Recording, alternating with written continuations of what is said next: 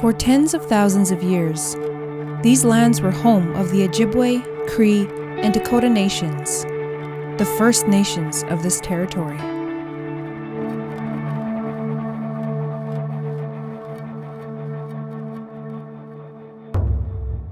We lived off the land, taking only what we needed to survive, in the understanding that we borrowed the land, rivers, and lakes, and all their bounty from our grandchildren and they from theirs.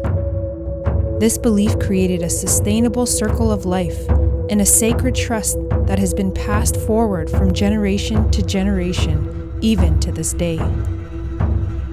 The First Nation peoples also believed that the land belonged to all, to be shared equally. The concept of owning and dividing land was introduced by the settlers who disrupted our traditional way of life when they began arriving in the 1600s.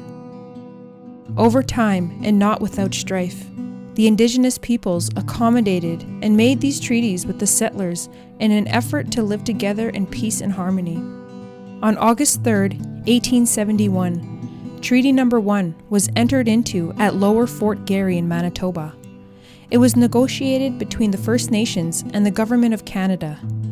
The 150th anniversary of this date is August 2021. The spirit and intent of the treaty is to share the land, share the resources, so I think that's important. The most important thing that we have to understand and work towards.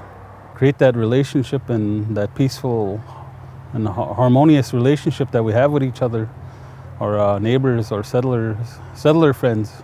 Over the years, successive federal and provincial governments slowly eroded the treaty rights of First Nations peoples across Canada through damaging policies and legislation. Where every family was originally promised an annual payment and acreage as part of Treaty 1, this commitment was not kept, leaving us where we are today, with outstanding land claims. This is why many of our elders continue to believe the treaty implementation and fulfillment are unfinished business. We have a lot of work to do. We'll continue on that journey and hope that people really appreciate and understand the sacrifices that Indigenous people made. Nearly 2 decades ago, the 7 Treaty 1 First Nations communities came together to safeguard the fulfillment of the original treaty promise of land for our sole use and benefit, to ensure our nations are forever given the right of first refusal when federal government Crown land becomes available. In 2015, Treaty 1 won a major victory when the Court of Appeals ruled that the federal government had failed to properly consult the First Nations before the sale of Kapayung Barracks in Winnipeg. The court ruled that this land was to be transferred to the 7 Treaty 1 nations in October 2021. In preparation, the Treaty 1 Development Corporation was born in 2019. Its immediate focus is to plan the 110-acre project on the land of the former Kapayung Barracks in partnership with the Canada Lands Company.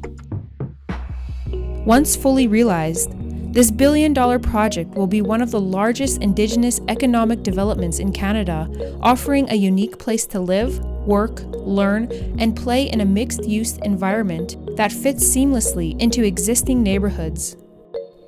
Not only will Kapayung be a point of pride, it will also offer employment, training, and business opportunities that will advance the social well-being of all Treaty 1 citizens. You know, our people have gone through so much suffering and turmoil, but we're trying to pick ourselves up and become good role models for our young people, our children, our grandchildren.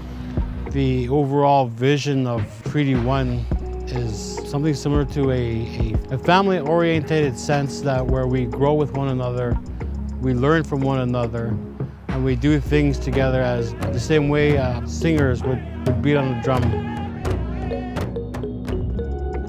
Our vision is to create and leave a legacy that will empower all Treaty 1 First Nations as long as the sun shines, the grass grows, and the rivers flow.